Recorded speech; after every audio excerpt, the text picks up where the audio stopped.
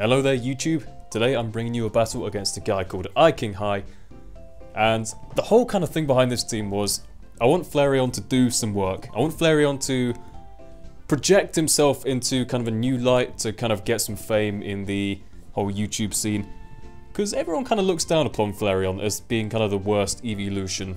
Well, maybe not the worst, but it's been stuck in NU and you got the likes of like Jolteon and Espeon, and I think Umbreon's quite high up as well, but yeah, either way I thought, okay, let's use Flareon.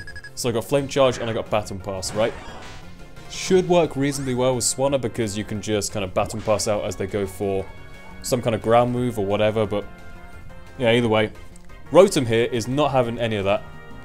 Goes for a trick and that pretty much just cripples my entire plan. But we got to work with it, we got to see what a Choice Scarf Flareon can do. Not a lot is the answer, but I'm going to go for a Flame Charge again, just thinking he'd probably Volt Switch, but he just hard switches out to his Mantine, so I guess he probably doesn't have Volt Switch. So I'm thinking, okay, that plan's out the window, but we still got some more options, doesn't matter too much. And I had a Toxic Orb on there just because I've now started to use Dream World abilities.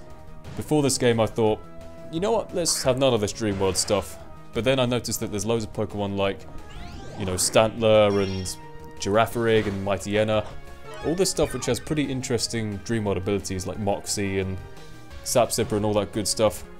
So I thought, okay, let's give this a go. So I got Guts Flareon there. Unfortunately, I think I have Superpower on this Flareon, so that's probably an illegal combination, so I think I'll probably change that after this, but in comes Rotom. Now, this is going to sound pretty stupid, but I thought that Vileplume would be a good switch to this guy. And for some reason I apparently forgot that he has Air Slash, and that will completely destroy me. He does get the flinch, which is a bit unfortunate, but it doesn't really matter too much. I got other options, I just have to lose Vileplume because of that big mistake. Now I bring in Mischievous thinking I'm faster, because I'm max HP, max speed, and I'm timid nature, so I should be outspeeding most stuff on his team. But I think it turns out that Rotom actually has one base speed higher than Mischievous does, or at least the alternate Rotom forms do. So that doesn't work out for me. I'm glad he didn't go for Trick, otherwise that would have been very bad times for Mischievous, but either way, in comes Skuntank. I'm going to Will-O-Wisp him. He probably thought he was faster because I think Skuntank does have pretty good speed, and Mischievous is normally employed as more of a specially defensive kind of thing. But I get to burn him, which is good. I'm going to go for Taunt just in case he does some kind of, I don't know what I was expecting, but any kind of shenanigans that Skuntank might want to do. Or maybe I thought he'd switch. Either way, brings me down to 20 HP, and I'm going to go for a Destiny Bond here. Now, the thing is here, I didn't know exactly what Destiny Bond did. I mean, I know that, if they kill you, it drags them down with you, basically, but I didn't realise that Destiny Bond had to be your last move that you used. I thought it worked in such a way that, oh, if you use Destiny Bond, then if their next move kills you, then it works, but apparently that's not the case. So, something to bear in mind. Skuntank is still alive, and he's got one more hit in him left because of Burn. So I'm thinking, okay, go to Swanna, get up the range just because I can, and for some reason I didn't give this guy Damp Rock. I think I gave it Life Orb instead, which I also changed after this game, but yeah, he's got a free Poison Jab here. Still does quite a lot even after the burn, so yeah, don't mess with Skuntank. I think it has like base 90 something attack, or 80. Pretty good. Now in comes Mantine. I can't really touch this guy because I don't have like Hidden Power, Electric or anything, so that's pretty much my cue to get out of there.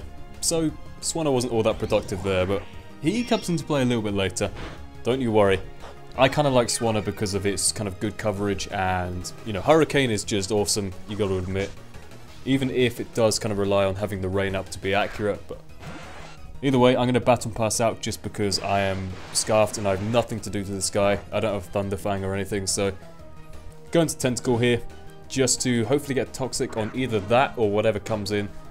In comes Miltank. I'm happy, but I miss, which is unfortunate, but I got a backup plan.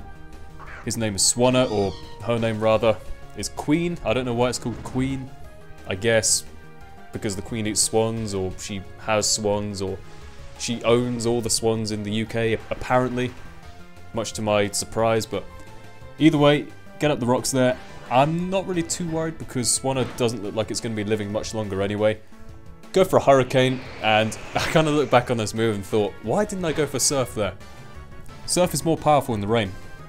I think Surf is like base 95? Let's say 100 for ease of calculation. Times 1.5 for stab, so 150, times 1.5 by the rain, so it's around about 225. And Hurricane is 180 with stab, I think, so yeah, I guess Surf might have actually killed him, but either way, Hurricane looks awesome, so you can't complain. Bring in my Flareon once again, gonna go for a superpower. I don't know why it brings in Magmar as opposed to Mantine, but either way, it does a good chunk of damage to it, almost takes it down actually. If I had the Guts boost, it probably would have, but yep, he's going to go for a Mach Punch. Actually, the fact that I do have a Choice Scarf kind of helps me out here because it means that he has to go for Mach Punch, otherwise he won't be able to outspeed my Flareon. Which you don't hear all that often, but yeah, Flareon getting a kill there on the Magmar, which is pretty good.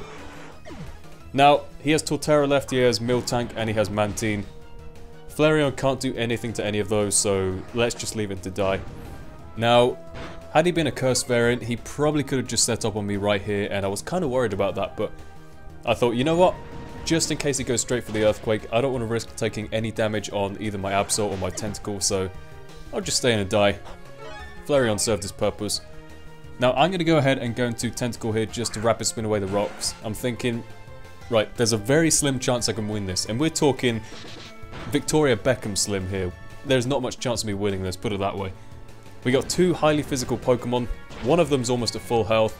Miltank might be able to take an attack anyway, even though it's almost dead.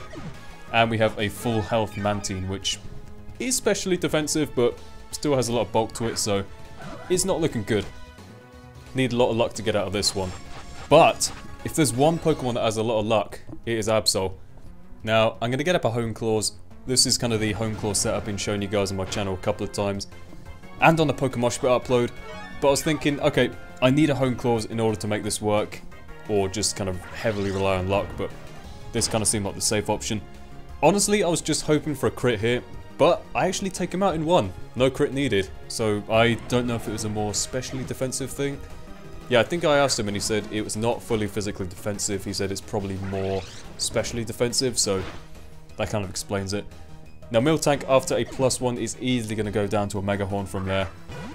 Now his last is Mantine, and I'm thinking, okay, this might kill him. Go for Stone Edge. It's my best option to kill this guy. And the health is going down, down, down, down. And it goes down. No crit needed once again. So that was a really close game. I'm actually really surprised that Absol managed to pull that one out of the bag. But yep, either way, really great game. Definitely enjoyed it. So thank you very much for the battle, iKingHai. If you guys enjoyed, please leave a like rating. And with that being said, I'll see you guys next time. Goodbye.